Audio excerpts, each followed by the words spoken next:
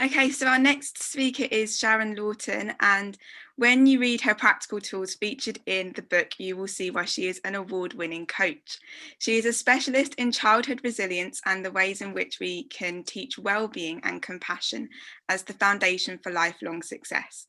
For her, a resilient child will grow to be a resilient adult, and this is how she does it. I'll pass over to Sharon. Thank you, Elsa, and thank you, Audrey and Keith, and everybody actually who has been involved in organising this amazing event. It's a great honour to ask to be speaking at this event. So yes, that is absolutely right. I have a real passion for empowering young people, and I've been working with young people for 12, 13 years, and in that time I found that actually, giving young people the tools to be able to build resilience is transformational.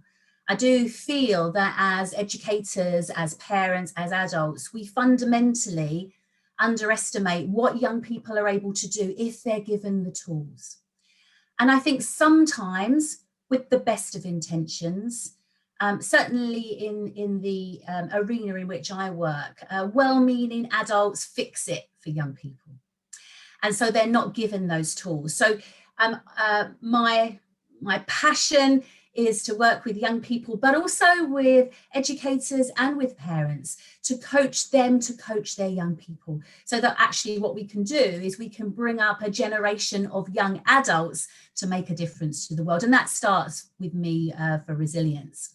So I just wanted to share a couple of tools, one model in particular. I'm going to share my screen. Go. Hopefully you should be able to see that all okay there. So basically what I'm showing here is my resilience triangle. So when I'm working with educators and with parents, and also with young people themselves, age dependent of course, we start to talk about the fact that we can step into our personal power. Now, often when I talk about personal power, people think about physical strength, but it's not about physical strength. It's about our emotional strength to get our needs met and make choices in our lives. And so that's where this resilience triangle comes in. So if we look at the middle of the triangle, if we think about a tripod is a very stable structure. And if we look in the middle of the triangle, we can represent our feelings, whatever that feeling might be. Now we're talking about resilience, stress busting, building resilience so that we're able to bust that stress, if you like. So to feel resilient, the model that I'm using here is based on NLP, neuro-linguistic programming. And we look at each side of the triangle. Now, working on each side of the triangle will affect our feelings of resilience in this case. So basically what we focus on, so what we are physically focusing on, the images that surround us every day, the things that we look at, maybe social media, I would challenge you to also sort of reportfully challenge the young people that you are engaged with, what are the accounts that you are following? If those accounts aren't topping you up, filling you up, causing you to feel good, then I would challenge, are they a good account? Are they a good selection of accounts to follow? So it's not just that though, but the actual images that we see, so surrounding ourselves with images that inspire us. You heard John talking about inspiration there, but also how we see ourselves. All of us see ourselves in a particular way. So we can work on that side of the triangle. We can also work on the opposite side, which is all around our thought processes.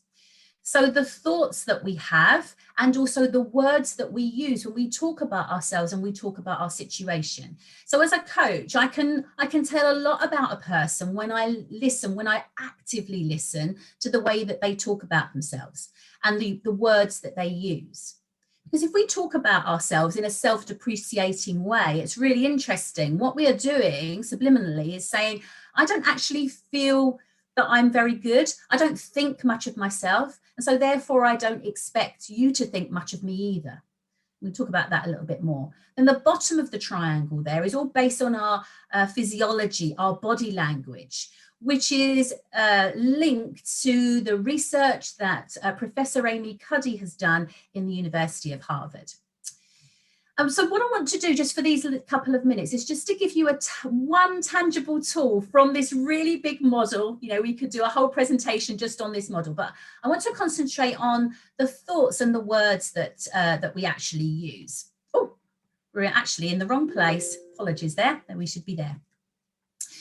So what I want you to have a think about, and also listen to when you are around other people, your nearest and dearest, and also maybe those that you educate, is to think about actually, who do you listen to? And I'm talking about that sort of, some of us talk about it as a feeling, some of us might recognize it as a voice in our head, but we have that inner champion and we also have that inner critic. And whom we listen to really makes a difference to our level of resilience, because we become not only who we surround ourselves with, but who we listen to. And that voice in our head, or that sort of inner feeling, some of us feel it's more kinesthetic, really does make a difference.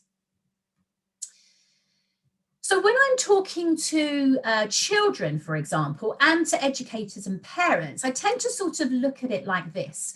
So we can have what's called automatic negative thoughts. So you may have heard of the term automatic negative thoughts. When we get a little bit older, it might be referred to as imposter syndrome or limiting beliefs. But when I'm talking to younger people, to teenagers and to primary age children and to their educators and parents, I say, okay, so let's have a think about what those inner thoughts might be. And the automatic negative thoughts create a fantastic acronym of ANTS. Now, all of us, I don't talk a lot in generalizations, but I am going to now. All of us have negative thoughts of some kind. Even the most resilient people have negative thoughts of some kind or another. But the difference between those of us that are flourishing and those perhaps that are really struggling with their resilience is whether they listen to their automatic negative thoughts or some energizing thoughts. Now, negative thoughts, the inner critic, are a little bit what I would say are like bullies. They think it's great fun to trick you. Our negative thoughts lie and they exaggerate. And they get you to believe that maybe horrible things might happen if you do or say or go to a particular place. Or they trick you into thinking that nobody likes you, or that you're no good at a particular topic. But let me tell you, none of that is true, because we can't trust those negative thoughts, our inner critic, because they basically just want us to feel bad. So the first step is to raise awareness of those negative thoughts. So anything that is basically things like has a should word in it. I should, I ought, I must, I can't. Never, always. They are all what I call ant words. It's ant language. And if we went outside onto the street, chances are, if we looked hard enough, we would see a little ant crawling around, and one or two, we might not pay them much attention. But if there's a whole nest of ants, an army of ants, we might be consumed with trying to get rid of them. But the other thing about ants, and I'm sure John will be able to agree with this, is they are incredibly powerful because they can break through tarmac, they can move curbstones. And you think, how can a tiny little creature cause so much destruction? And it's because they're working en masse. And it's the same with our automatic negative thoughts. One or two, we have them. If we catch them, that's fine. We can refrain them. We can ensure they don't get out of control. But if we don't recognize them, what happens is they start to multiply. And before we know it, we have a whole army of ants creating doom and gloom, marching around our heads, being destructive. So what we can start to do is to challenge them when we recognize them, recognize our ants and tell ourselves to stop. I'm going into negative thinking. And then challenge ourselves, talk to ourselves and also to our young people. Okay, so what else could that mean? Am I or are you responding to fact or interpretation of that situation? And where's the evidence that it's actually true? Is it really true? Or have I just assumed that? And that's because we can train really gently, rapportfully, but very positively, our unconscious mind to talk positively and think positively. Because how we speak about ourselves, how we think, will determine how others see and also treat us. So very quickly, you might want to have a think about some limiting beliefs or some negative thoughts that perhaps you recognize in yourselves or your student or your child. Now, obviously, I'm not going to ask you to share that because these are our inner thoughts, but maybe take an opportunity to see if any on the screen resonate with you, or alternatively, have a think about ones that perhaps are true for you or for your young person.